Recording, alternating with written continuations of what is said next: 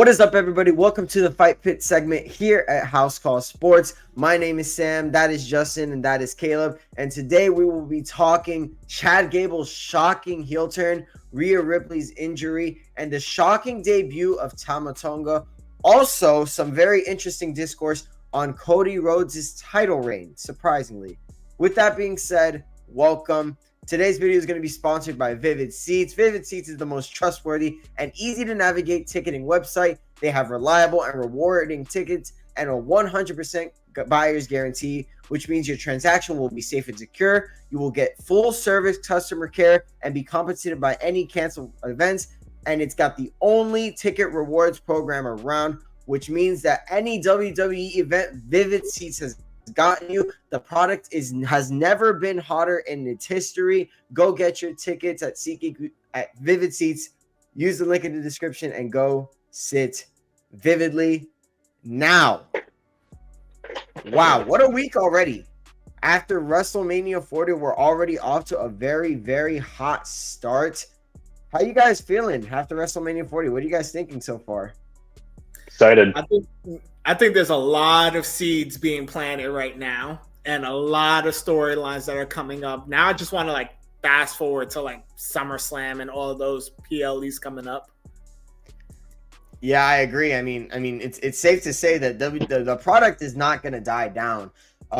There is no honeymoon phase. This honeymoon phase that the WWE is going through, that Cody Rhodes is going through, that every single champion is going through, it seems to be it's gonna stand the test of time. It really does seem that way. With that being said, we had unfortunate news this past Monday night on Raw regarding Rhea Ripley. She officially had to vacate her title after holding it for 380 days. There will be a new women's champion crowned this upcoming Monday on Raw. A lot of people think it's going to be Liv Morgan, maybe Nia Jax. Seen some people say Alexa Bliss. It's a lot of people throwing out a lot of names. Honestly, it's very exciting to see so many people being fans of Liv Morgan, but at the same time, it's kind of depressing seeing Rhea Ripley just, it felt like her title reign deserved to be won at a PLE and not vacated a week after. But this also builds storyline. And I think that's a blessing in disguise for Liv Morgan and Rhea Ripley. Liv Morgan did say she was going to take everything from Rhea Ripley, and she took a couple of months of her career, and she took her title. So evidently, Rhea Ripley did do exactly what she said, or rather, Liv Morgan did exactly what she said she was going to do to Rhea Ripley. Now, albeit probably not exactly the way you want it to happen, but she did it nonetheless. And the WWE has done a great job of kind of pivoting after injuries or after any controversial events. They've done a great job since the beginning of 2024 to really, right the ship after something goes wrong and use things into storyline, right? And make it make sense. So I'm really excited to crown a new Women's World Championship. I'm depressed that Rhea's not going to be here for a couple of months. But I think this could open a lot of new doors for a lot of other championship contenders. I'm not going to lie to you. I'm one of those people that doesn't fully believe that the injury is 100% real. Now, this is why I'm saying it. I think back to all the other times that titles have been vacated because of injury. I think about Roman Reigns when he had to vacate the world title because of his leukemia. I think about there's been a couple of other title drops because of it, but Roman Reigns is the most recent one due to injury. And the wrestlers would come out, the superstars would come out, they would, give this heartfelt speech and they would just leave. Oh, Finn Balor's the other one that did it after his Finn Balor is definitely a bit more recent. They had their speech, they dropped the title, and that's been it. But this time with Rhea, they built in the story, which is perfect between her and Liv. But the part that makes me think, and this is why I like to overthink these things, is when Rhea was getting stopped by security, she wound up headbutting one of the security guards. Now, if there's a real injury, I don't think you want to put your superstar at risk of doing any kind of moves, even a headbutt. Even I hold it up. Even that, I think this is all 90% story, and I think it does build up to either Nia or Liv winning the women's championship. Because let's say the injury is 100% real, because reports are saying that it's an AC joint injury, which typically happens with like baseball players, and those typically take somewhere like 3 to 4 months to recover from. 3 to 4 months from now puts us like end of summer, early fall-ish, which means that's like Survivor Series, SummerSlam area. That's SummerSlam season for sure, yeah. So you put the title on one of them. I know everybody hates the idea of Liv winning this title, but you put it on one of them. Those two get into a rivalry that stretches out maybe somewhere close to SummerSlam season. And then boom, mommy comes back and reclaims what's hers and possibly takes out both of them. If it is story, though, why would it make sense to ruin a historic title reign like that? 380 days? Why not just let her finish it, lose it in a good way? Say 500 days. Why ruin it right there? That's why I don't think it's like take that title. I know, but I get that, but it's still like. Go ahead, Taylor. It doesn't feel like it should have ended there. Go ahead, Caleb. No, I was just saying let you go because that's right to my point, but. I mean, quite frankly, I would disagree, Justin, because, well, what Caleb said, I just don't think that, I just don't think it makes sense for Rhea Ripley to lose her title like that. I just think that, there's so many storylines that you could build with a major babyface to put somebody over. I feel like doing this to Rhea Ripley, but I feel like doing this to Rhea Ripley kind of like, yes, it could make Liv Morgan a better character, because I've seen, like, if you check out her Twitter and her social media, she's definitely making the most out of this for sure. She's getting as much heat as possible. So well. And I think this side of Liv Morgan should 1000% be the move. The cherry on top would be her winning the title, and that would really get her heat. My only gripe is that you would pretty much sacrifice all the star power right now in your women's division for the sake of storyline. And I don't think Triple H is the kind to sabotage the roster for a storyline, especially since Rhea Ripley, Becky Lynch was rumored to have a big break. Rhea Ripley is really the only top star right now. That women's division over on Raw is not exactly ideal.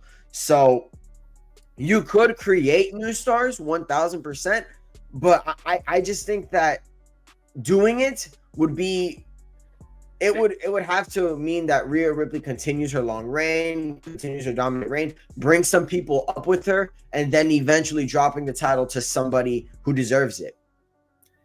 But also, because I completely agree with you on that, let's also pivot to something else that could possibly be a storyline with this Rhea Ripley injury. We could possibly be seeing major cracks in the Judgment Day with Rhea Ripley being gone. Yes, because that's another thing. You could say whatever you want about Finn Balor, about Damian Priest. Rhea Ripley is really the main person, the head of the Judgment Day. And for the longest time, she was the one that was keeping that group together and focused on the goals.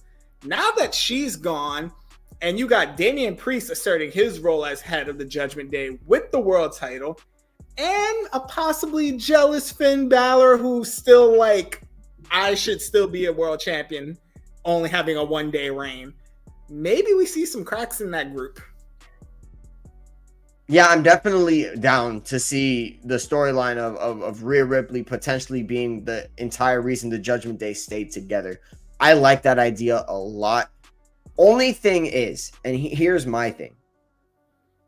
This puts there are so many roads you could take this. Obviously, Drew McIntyre, I think, needs to have his moment at Scotland. I don't think anybody really. I don't think that's really a question. He should main event. He should main event that pay-per-view, and it should 1000% be him getting that moment. I don't doubt that at all.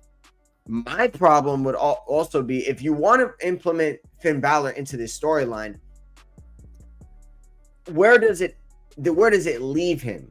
Because if you want to cost Damian Priest the title, well, it's going to go to somebody else's hands. So would you have Damian Priest and Finn Balor feud, and then that hopefully takes Finn Balor over the top? I don't know.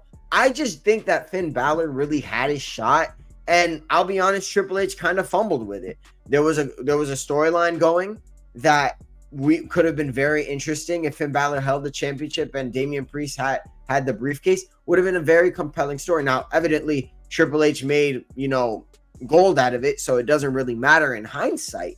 But thinking about it in this lens, if you want Finn Balor to be the guy in Raw, you got to do it as soon as possible. They had an opportunity back there. They didn't. They had an opportunity with Shinsuke Nakamura. They didn't pull the trigger. So many people they didn't pull the trigger on. So I definitely think that Triple H wants to slow burn this and make it make sense.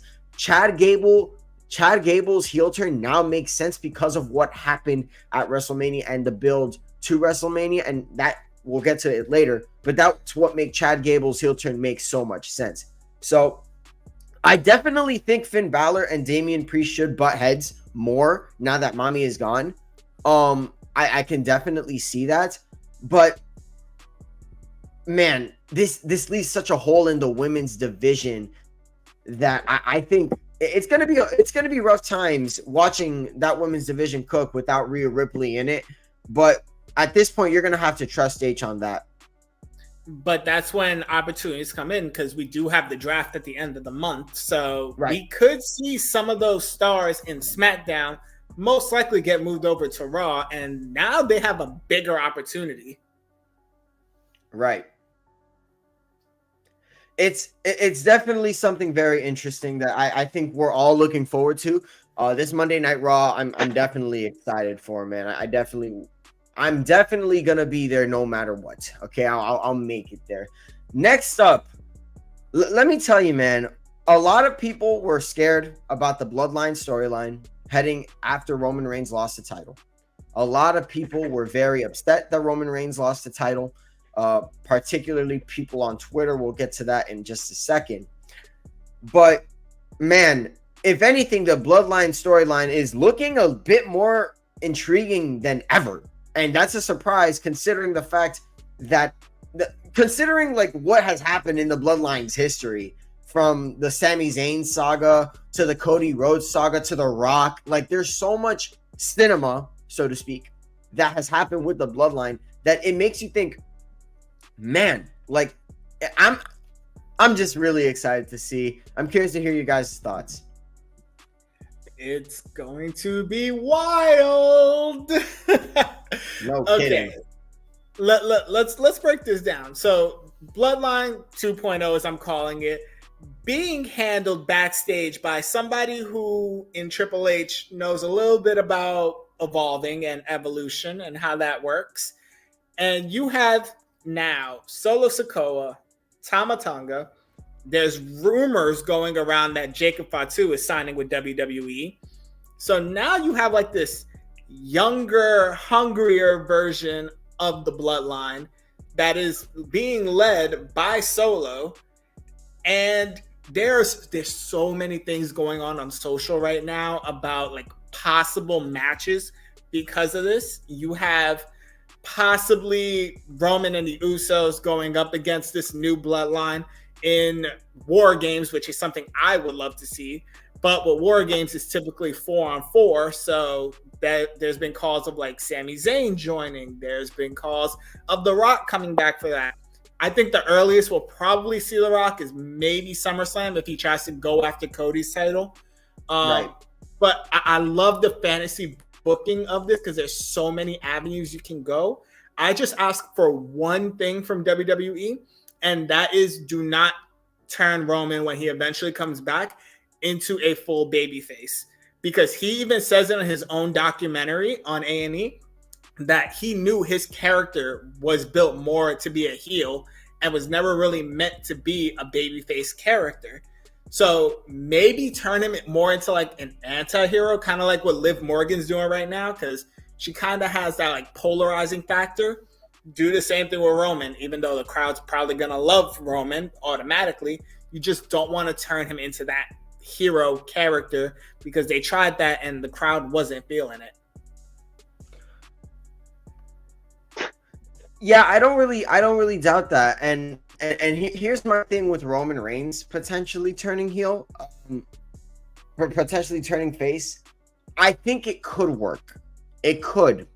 But the problem is that you can't turn him into this white meat baby face that say Cody Rhodes is, right? Like that would not make any sense. Definitely a tweener. Okay, that's what we're looking for right here. But something that I think we should also consider is the involvement of The Rock. I think it's a bit more obvious. The Rock has to be involved with this storyline. And what's convenient is that there's an opening for this. Look, Cody Rhodes and The Rock, I would assume, are going to have some kind of match at SummerSlam. That has to be the case.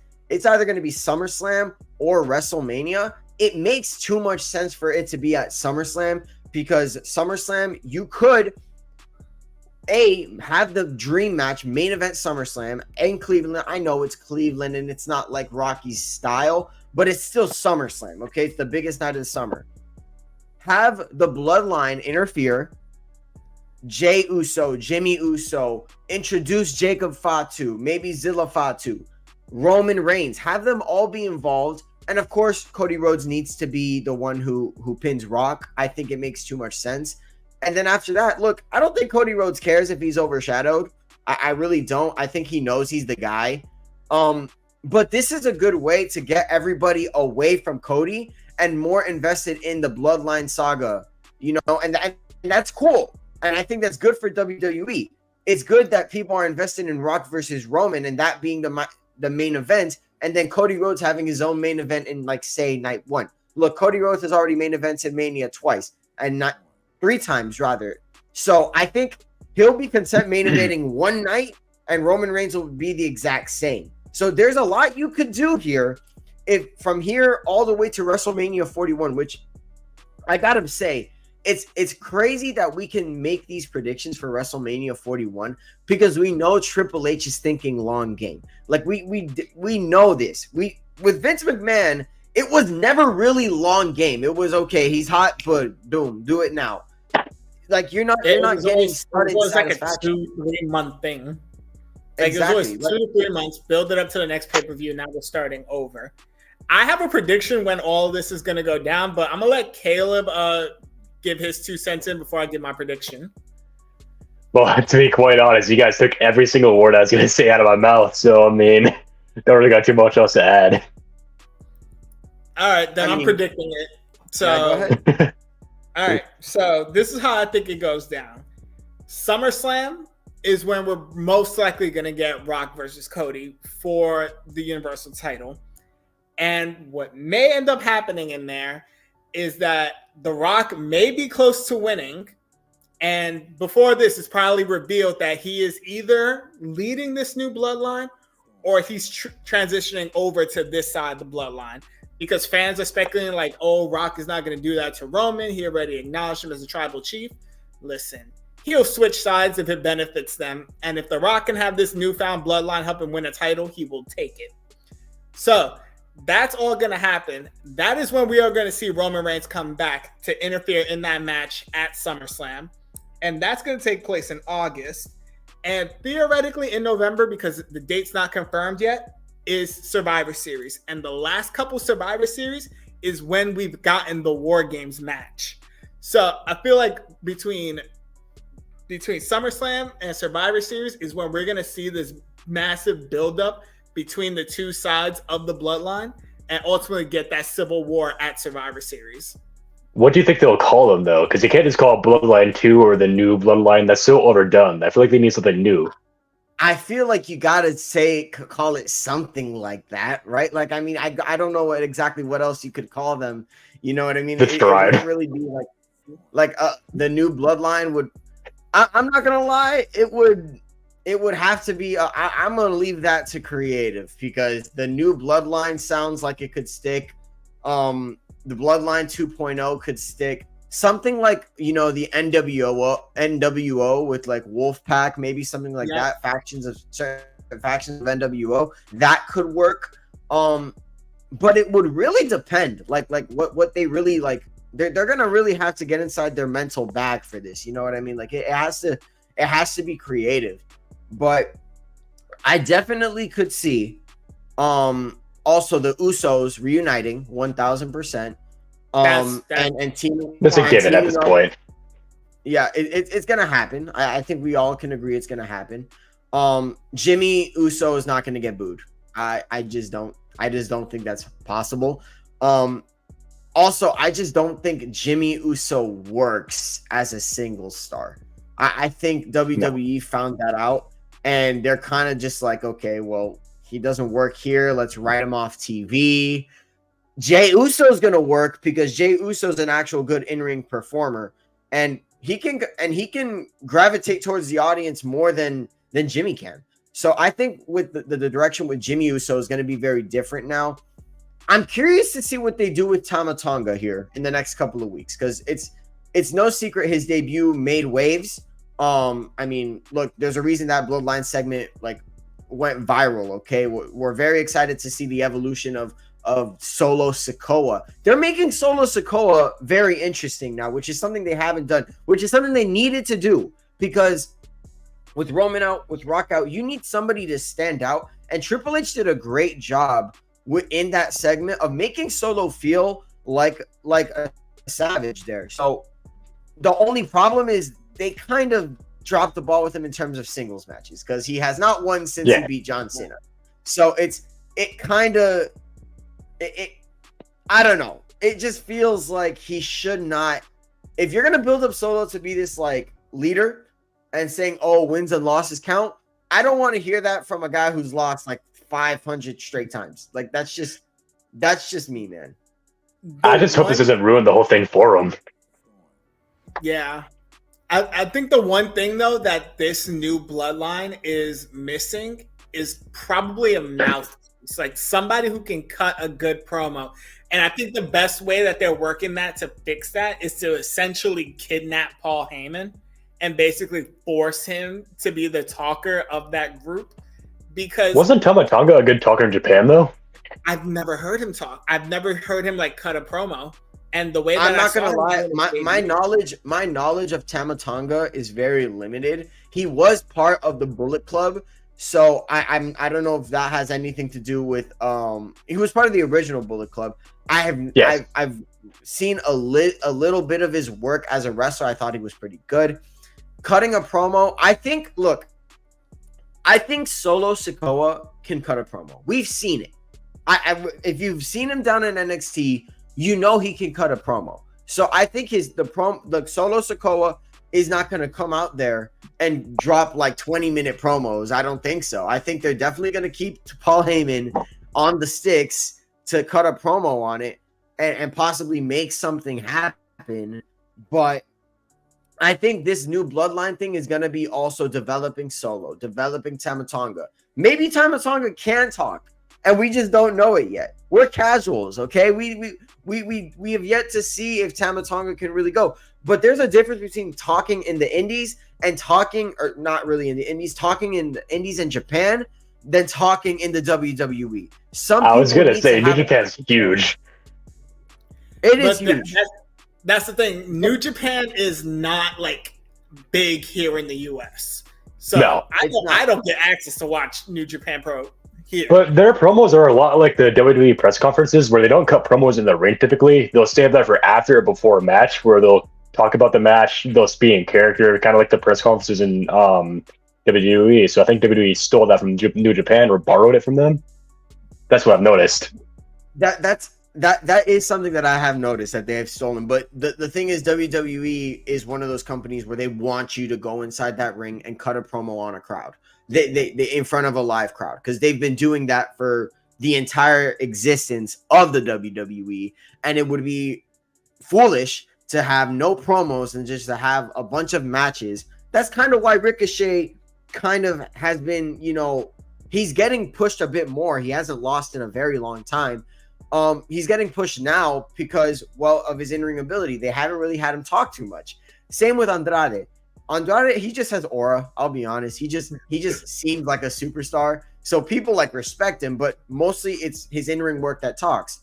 Shinsuke's the same way. Shinsuke, they work around it by having his anime style, super villain style vignettes air in front of the crowd, which works perfectly because we were all invested in that Seth Rollins feud.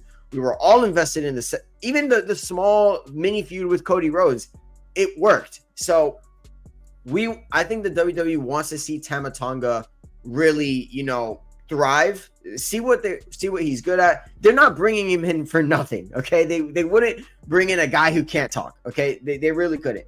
Now, like Triple H did that with NXT because in NXT everybody was over. I mean, everybody was. No one was really booed too heavily. So we'll see how it all goes down.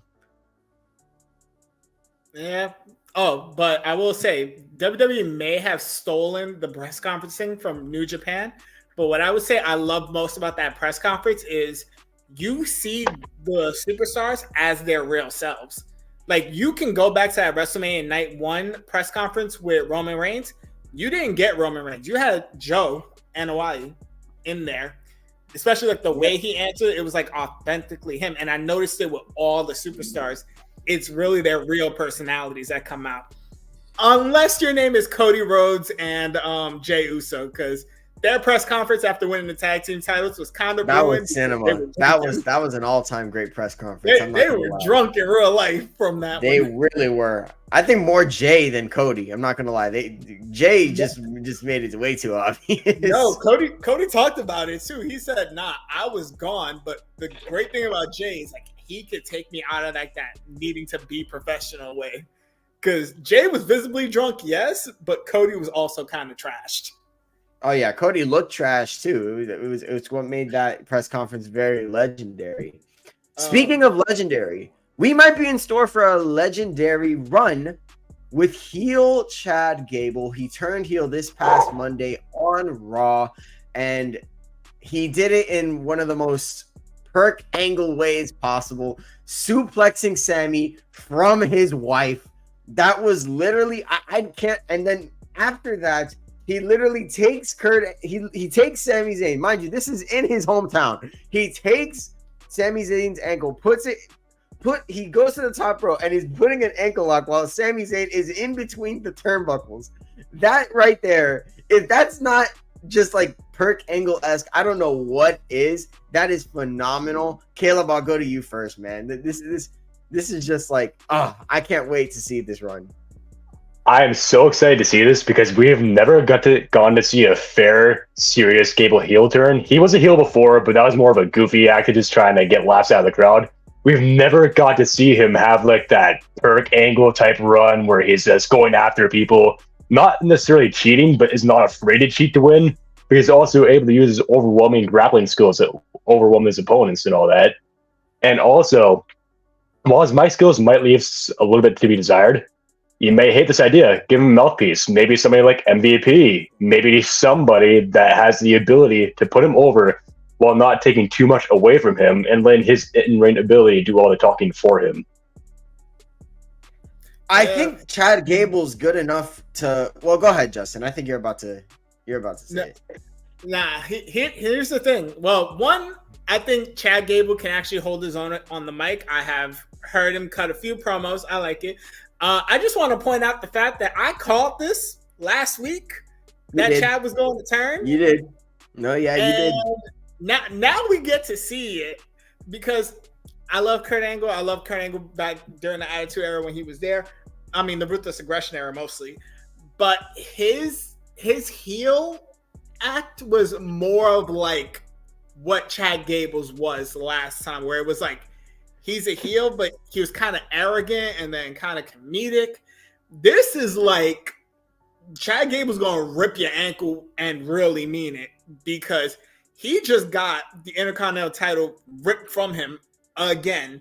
He got a WrestleMania moment ripped out from him again. He wants blood at this point, and ain't nothing crazier than taking the champion in his own hometown in front of his family and having him locked in a submission where he is basically begging for you to stop in front of them all. This is pure storytelling at its finest. And listen, we got to also shout out the production team because they're getting used to that whole camera angle thing with Sami Zayn, and they're like shooting it from the back. Yeah, they like that. The way they're handling, I know, but the way that they are handling these shots, and as someone who studied video production in college, it's just, I'm loving it. It's no more of this like stagnant camera and like we're just gonna run. No, it's smooth shots, point of view angles. Sami Zayn's with the crowd. He's coming in, and then boom. Guess what? Now Sami Zayn's got to deal with massively pissed off Chad Gable. Yeah, I mean, look, Chad Gable's definitely he's gonna definitely try to make Sami Zayn tap out. You know, it's gonna happen eventually. I think this is the start of Chad Gable building up Chad Gable to be the champion, and I think it should happen very soon. I do. I like Sami Zayn, but I don't think he should be champ for very long. This heel Chad Gable, this feud with Chad Gable, quite frankly, it means that he needs to win the title. I think whether it's cheating, whether it's us, it has to happen. He needs to win the title this year. Now, there's a couple of ways we could do this. Caleb, I'm hearing you with the mouthpiece. Mouthpiece, if it's gonna be anybody, it should probably be like maybe, I don't know. I don't think MVP fits Chad Gable per se. I don't think he does. I think Chad Gable should handle his own on the mic for now.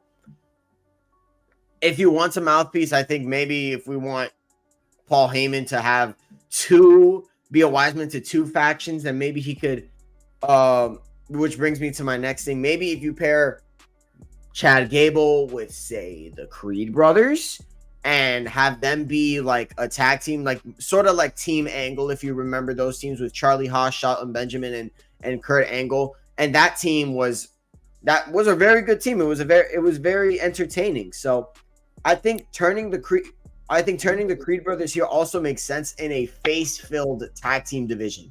You got the New Day, you got DIY, you got Awesome Truth. You don't really have a lot of heel tag teams. My only thing is turning the Creed brothers heel is going to be very, very tricky because they're not really good talkers. They're mostly just pure wrestlers, and that can get you over as a face. I don't know if it can get you over as a heel. So we'll have to see what happens with Chad Gable. I'm excited though. I'm 1000% excited to see this heel turn. I think it could lead to, look, maybe, possibly could lead to something even more than the Intercontinental Championship. Maybe we could see him contend for the World Heavyweight Championship. I won't go as far as to say. Go ahead, Caleb.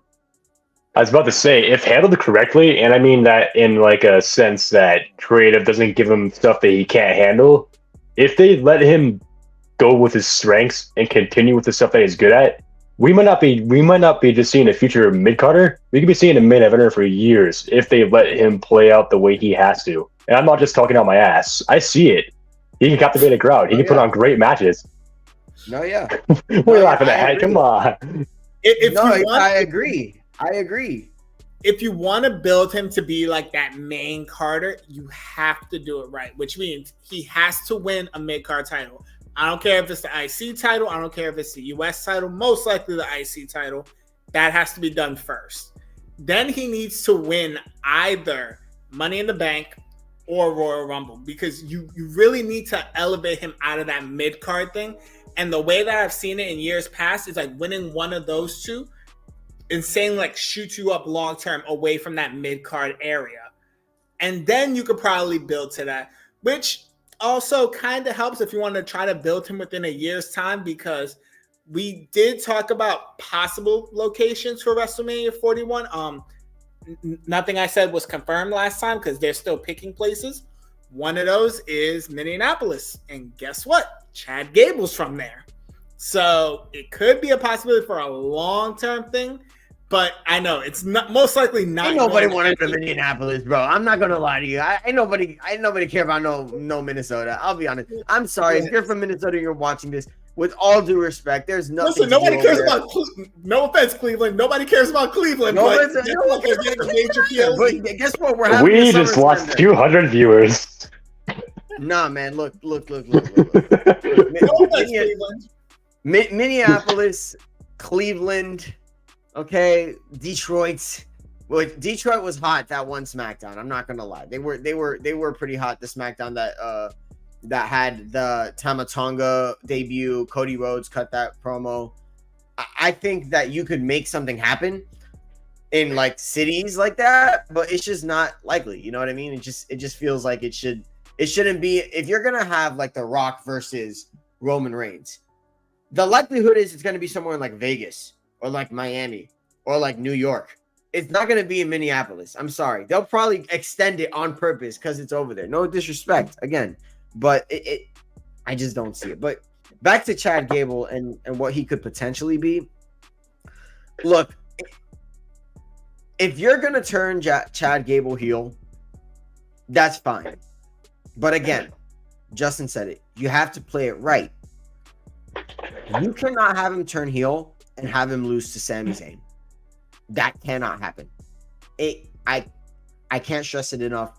It can't happen because then you have a situation with Shinsuke Nakamura. And with Shinsuke Nakamura, you could still make it work with him. Triple H still could have a plan for him.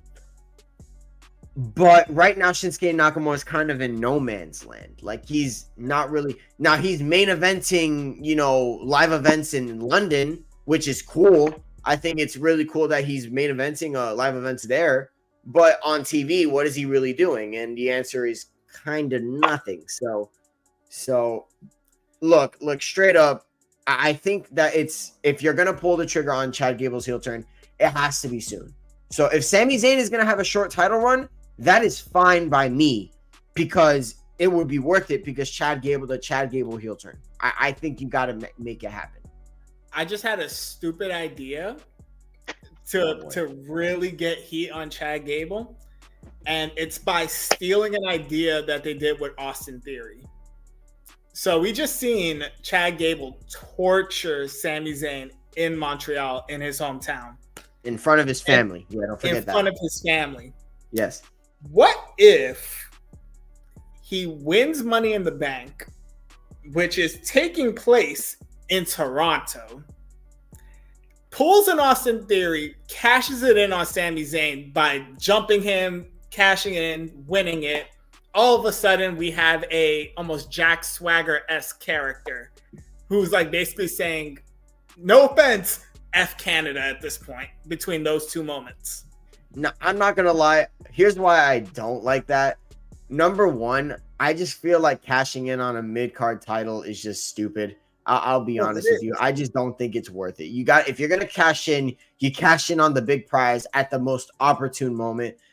What you don't want to do, look, what made Damian Priest's moment special was the fact that he did it on the World Heavyweight Championship. And now that championship has more prestige than before. Whereas some people thought it would drop its prestige, the prestige is only higher now.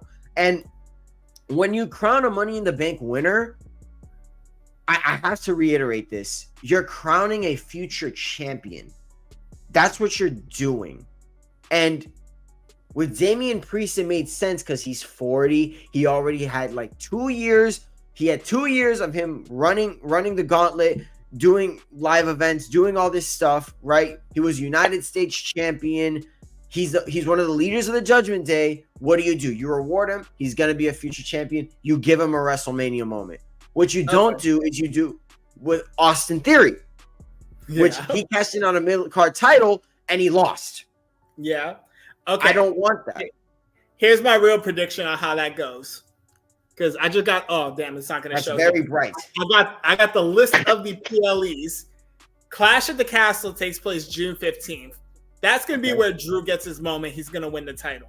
Money in the Bank is right after that in July. Most likely, if you really want to do it right and continue building the current storylines, have CM Punk come back from injury if he's healthy enough to compete and win that. And now we got to set up for a Drew McIntyre versus CM Punk moment. That's true. But where does that leave? But the thing is, you meant that Money in the Bank moment could happen. Look, are we talking about giving CM Punk Money in the Bank again? Is that what we're saying? Oh no. Do we want that right now? Do we want that? A 3-time Money in the Bank winner? The people want to see CM Punk in a championship picture this season. I feel like it should just be a full-on rivalry rather than having him cash in, though. Honestly, CM Punk has so much star power, it's not really gonna matter. Like, CM Punk could ask for a title shot for the main event, and no one would complain. True. So I think that CM Punk doesn't need it Money in the Bank briefcase. Although it would be funny him being the first 3-time Money in the Bank winner. That'd be funny as hell. I think that'd be like just for the memes and him carrying the Money in the Bank briefcase around. It'd be funny. I think all roads lead to CM Punk winning the World Heavyweight Championship, losing it, and then maybe main eventing WrestleMania with Cody Rhodes. That's what I think is going to happen. But enough about CM Punk. With Chad Gable, here's the bottom line. If you're going to turn him heel, and I'll say this one more time, if you're going to turn him heel, straight up, give him the title. I don't know how long it's going to take. I don't know when it's going to happen. But he has to be on the IC title within the next 2 months, 3 months. It has to happen. Look, I know the prestige of the IC title means something. It does mean something, but it doesn't mean that you don't need a long title feud for it to be prestigious. Okay, we already had. It needs to be entertaining. It needs to be entertaining. And if Sami Zayn's in the 2 weeks, in 2 weeks, Sami Zayn has already been a great champion. Like, he's already contested in a great match with Sami Zayn, in a great match with Chad Gable, rather. Bronson Reed is still there in that scene. Chad Gable, heel. Like, there's a lot going on in the IC title scene. So right now, all the heat's on Gable. You got to capitalize it. So I'd say cut this honeymoon short for Sami Zayn. Maybe involve him in the World Heavyweight Championship picture or something, or maybe keep him in the IC title race. Do whatever you got to do. I just think that Chad Gable, you can't waste it now. It's all I'm gonna say. Sure. All right. And I think that's really all that needs to be said there. And look, Chad Gable, we all knew he was gonna turn heel eventually. The way he did it was masterful. Peak storytelling again from Triple H. What's new? He lost in front of his family. He lost in front of Sammy's family. Sammy's family ended up celebrating, and Chad Gable snapped. Makes so much sense, and I feel like that again consistently darker ring gear too. It's like the Anakin Skywalker descent to the dark side. Exactly. Real quick, guys, there were new tag team titles introduced. Pretty entertaining segment. First of all, from R-Truth, Miz, Triple H, and Adam Pearce. As always, I had a good chuckle at it. But the design of the titles, a lot of mixed. A lot of people think it's mid. A lot of people think, hey, it's better than the past ones. Curious to hear what you guys think about it. Honestly, I can care less about how much the title looks like, barring the color. These don't look that bad. My thing is, the champion is what makes a championship. It doesn't matter how ugly or cute or bad the championship looks. If you have a champion, say Gunther, say Roman Reigns, and they're putting on good matches, making you invested, it doesn't matter what the championship looks like. That's my 2 cents into that. While I agree, I think the way a championship looks does matter in this sense. The IC title, when it first came in during the pandemic era, the brand new one, a lot of people did not like it. Now, people forgot about it because of how prestigious it was, because of Gunther. So you have a point there. But everybody also thinks that the IC title should require a change. People want the white. People want the ruthless aggression one. They want a different one. They still don't like the title. It's just that title is so prestigious, they don't want to complain about it, because why would they? Now, the Raw tag team titles, in my opinion, basically the World Heavyweight tag team titles.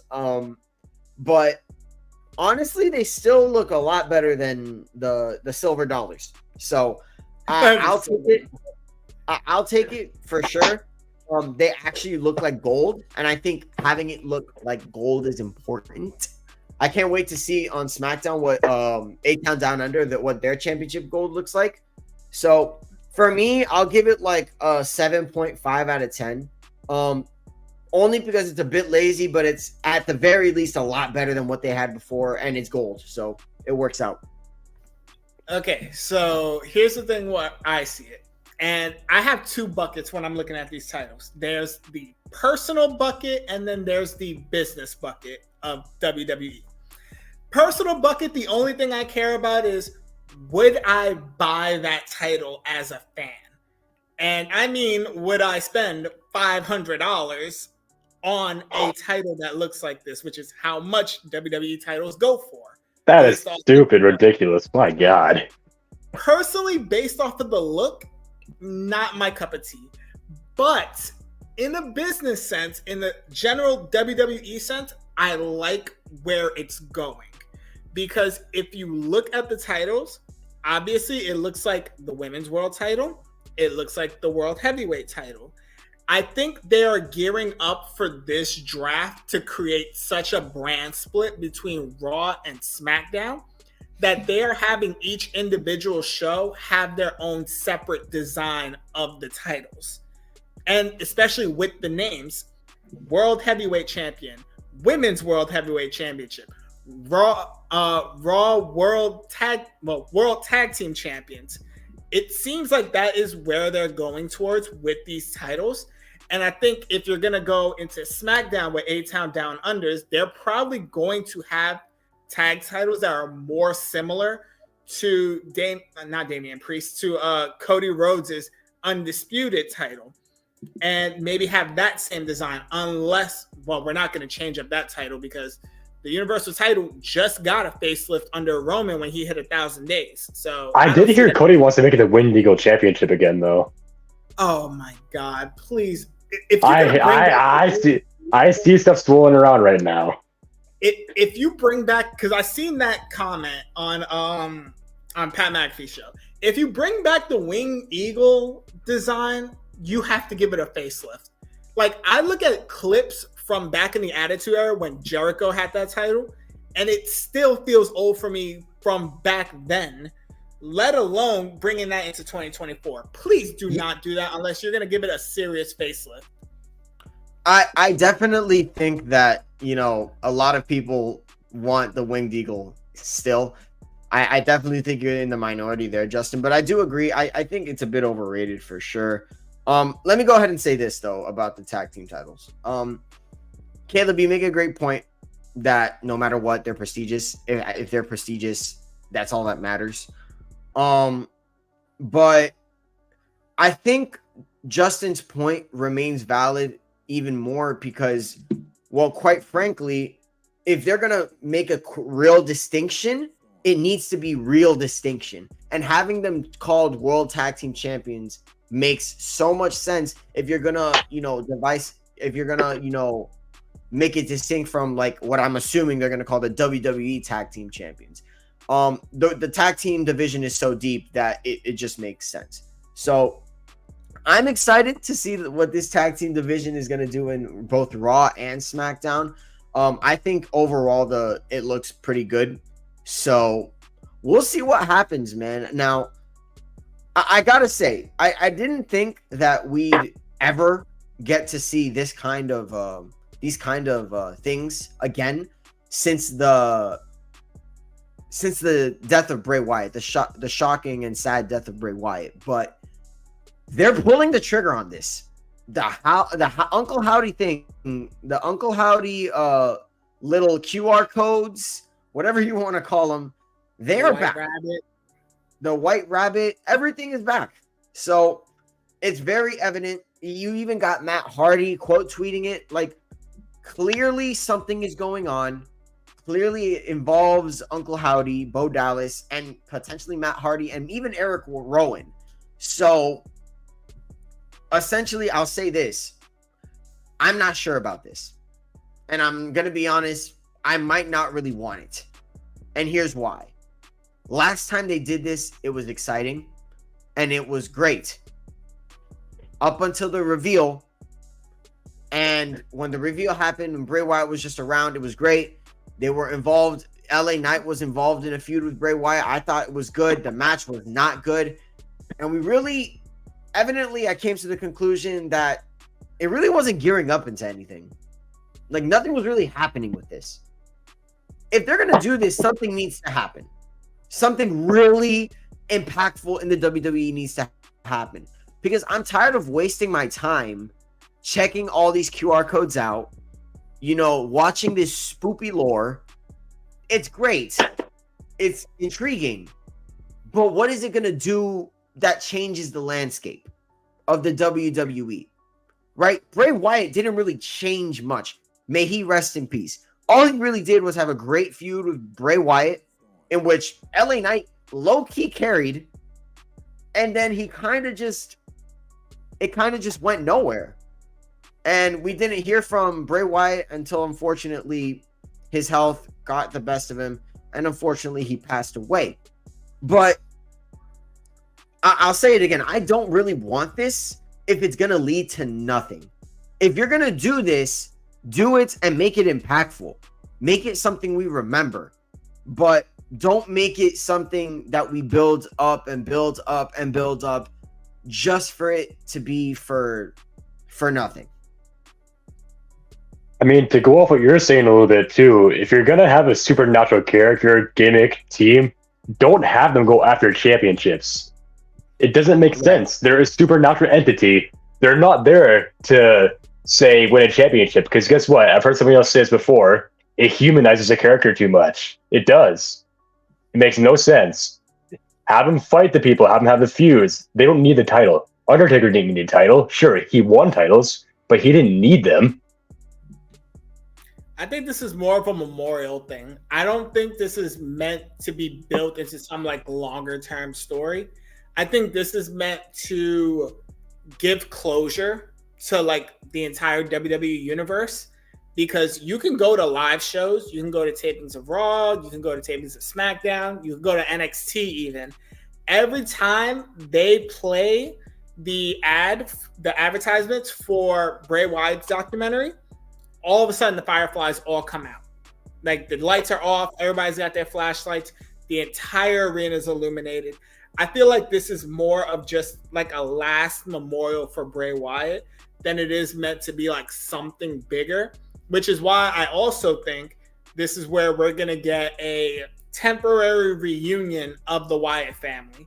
Obviously, the only remaining ones are Rowan, Braun, and Alexa Bliss at this point, in a way, because Alexa wasn't officially a member of the Wyatt family, more like of, you know, Bray Wyatt's little cartoonish game. But that's where I think it's going. I just don't. I'll be honest. I don't want Alexa Bliss near the Wyatt Six. I don't want Alexa Bliss near any of the Wyatt family stuff. I think Alexa Bliss needs to go back to what she was, and it's to be a cocky brat. Like, that's what she is. And she's damn good at it, and she was a good champion, and she could go on the mic. Raw needs star power. Alexa Bliss has it. So you can't have her involved in whatever's going on with the Wyatts. And another thing about the memorial, before we move on, I'm sorry, but, and this is, again, with all due respect, I don't think they need to do this.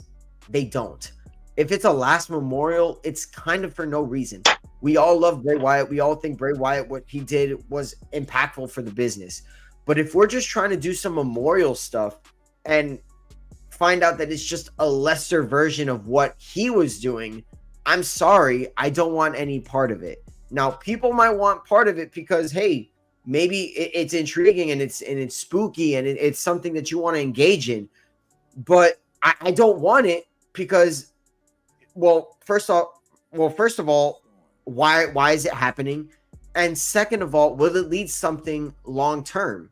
And with Bray Wyatt's stuff, it never led to anything down the road. So that's my 2 cents. If you're going to do this, please make it mean something. This is Bray Wyatt we're talking about, who gave his heart to this business. And I don't want this to be for nothing. Okay, this has to be impactful. I did see a thing. Go ahead, Caleb. Go ahead. I have seen a thing circulating online. I just want to get your two guys' opinion on this. I have seen people saying maybe add somebody new to the stable if they have one. Say Liv Morgan, for an example. That's one thing that I saw. I just want to see how you guys feel about that. No, I like Liv's character the way like they're building her now, so that definitely will not work. I feel like there's no possibility of like a longer term thing. I think this new era is getting away from like the supernatural gimmicks and just focusing on building superstars as like heels, faces, like as people rather than as like supernatural.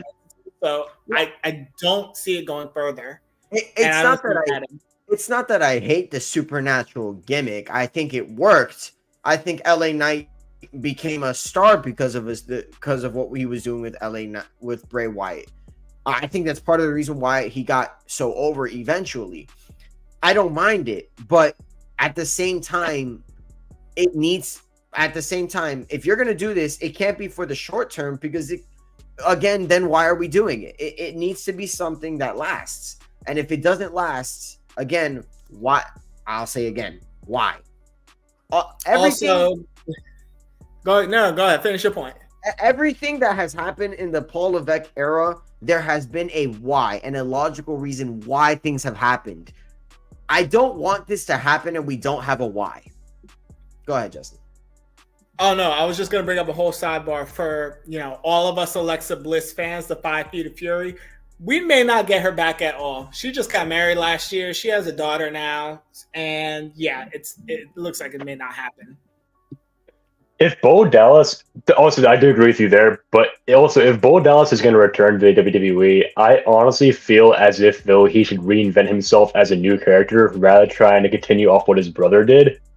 Because we've never seen Bo Dallas given a fair shot as himself. And I'd be very curious to see what he can do. I believe in Bo Dallas, but they got to reinvent him. Don't be the supernatural character. Yeah, that's what I mean. Like, make him like. I believe in him. Go ahead. Too. I do. Let's go ahead and move on. Speaking of impactful, Cody Rhodes won the championship at WrestleMania 40. Last couple of weeks, he has been cutting promos, and they haven't really been much about anything, and that's, to me, is not a very big deal. So these Bloodline stands, it is the biggest deal alive. And it's kind of getting annoying, the discourse around him. It's really a vocal minority that's really complaining about this. It really isn't anything nuts. I think what it is, and I'll just go ahead and rant about this now because I'm going to go for a bit. Cody Rhodes just finished ending a reign that was 3 to 4 years long. I am victory lapping it for multiple weeks. I do not care. All right? This championship reign that Roman Reigns just had, in the back half of it, he was not here. Okay? He wasn't. So that's why every promo that he had felt like it had aura. Wow. I'm sorry, just because Cody Rhodes is constantly on your screen, you don't have real attention span and are constantly just like, oh, Roman Reigns is on my screen. Let me go watch him. Look, the fact that it's a rarity that Roman Reigns was on the screen was a problem. We needed a champion, okay?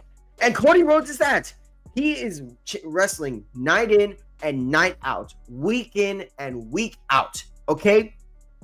I will be damned if we are upset because he's cutting a couple of fun, small promos. It doesn't have to be a grand promo on absolutely nothing.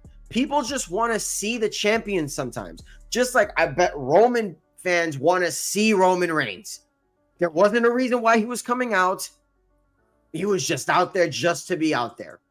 Until eventually someone popped up. Okay?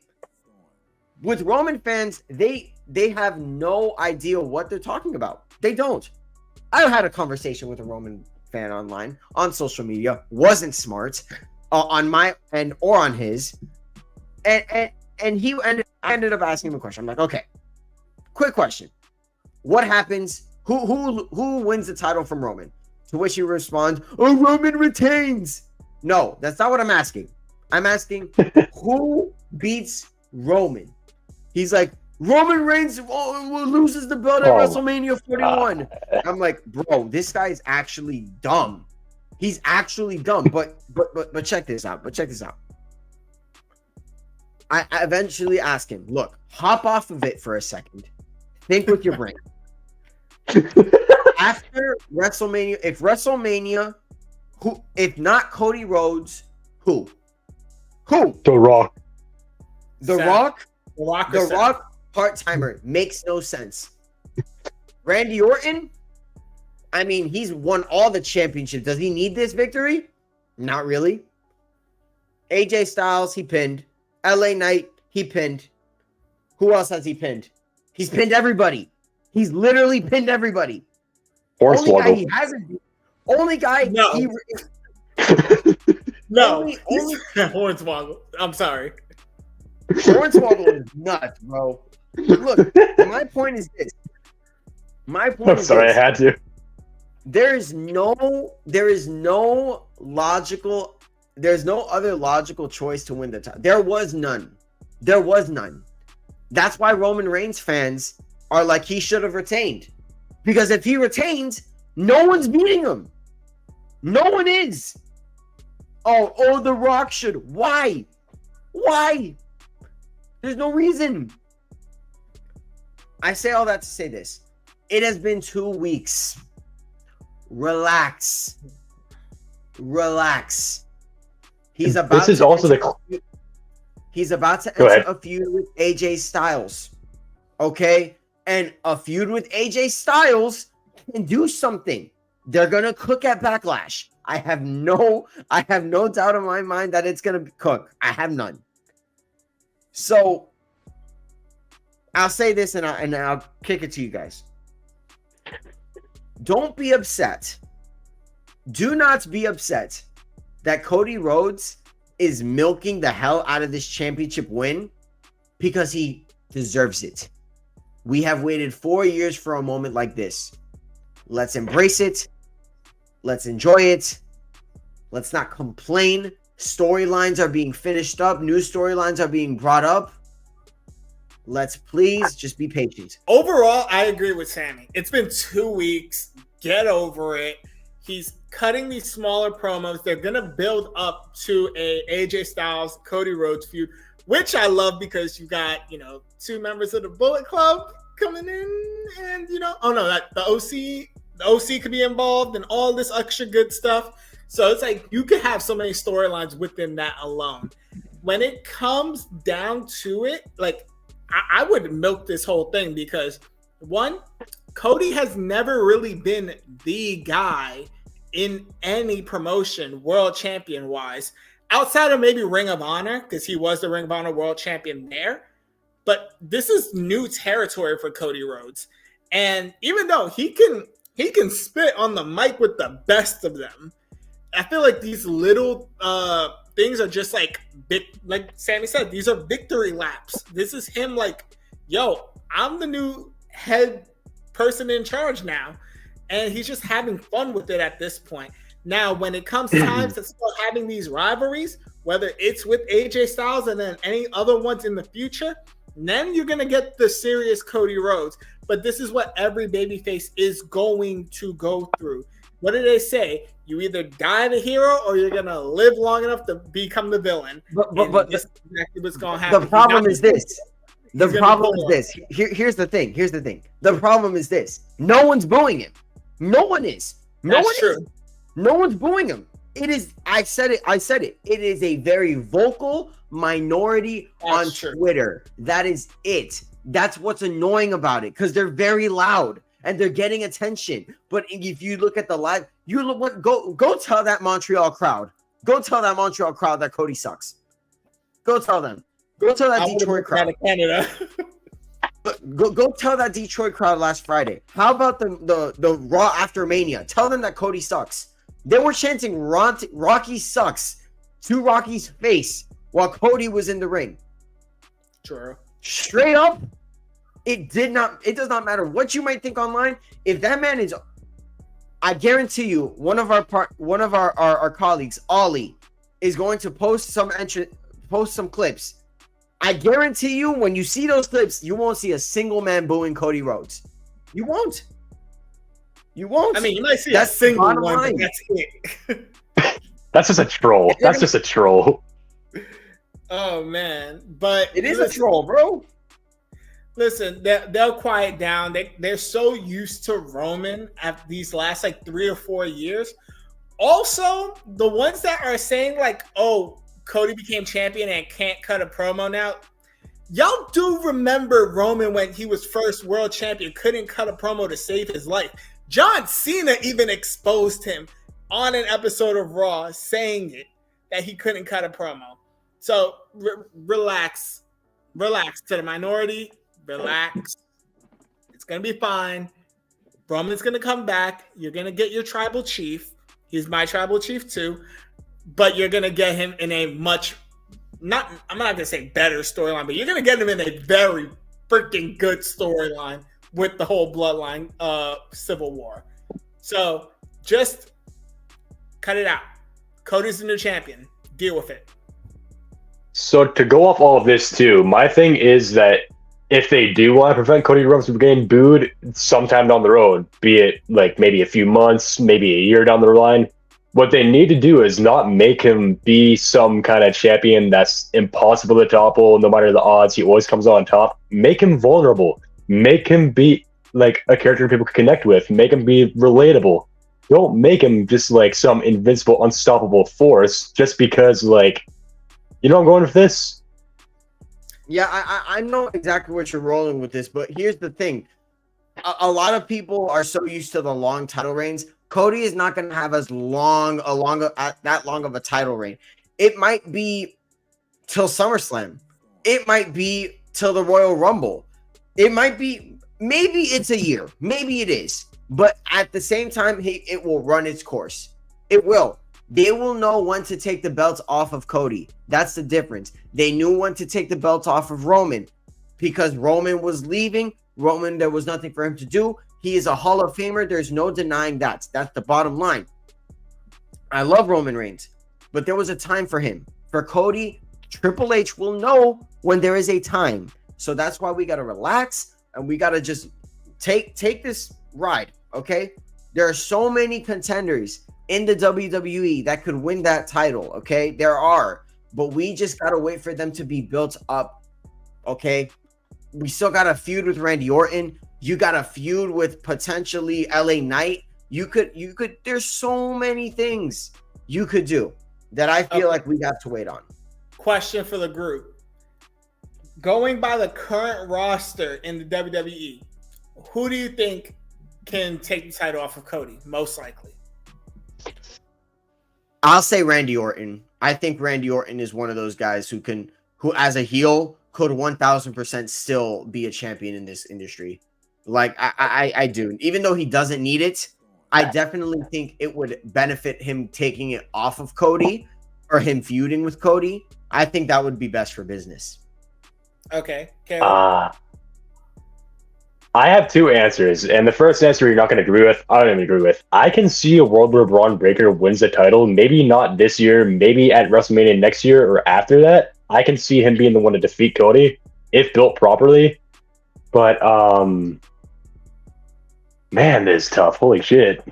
I think Breaker is gonna need like a year on SmackDown of getting the mid-card title, probably winning the US title before I could see him in a main event picture right now.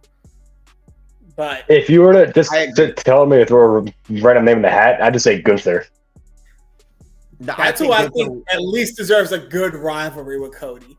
And if anybody, go ahead. I think Gunther makes sense, but I think the World Heavyweight Championship would make sense for Gunther, considering that that's the work the workhorse championship. I know that eventually every single title is going to be the workhorse title. Okay, eventually. Okay, let's be very honest. The IC title has been it. The The US IC title is the workhorse. The World title. Heavyweight Championship. The WWE title is the work. Look, the only title that's not workhorse right now is like, I don't know, the United States Championship, and it makes sense because Logan Paul. So that title's about to change hands soon.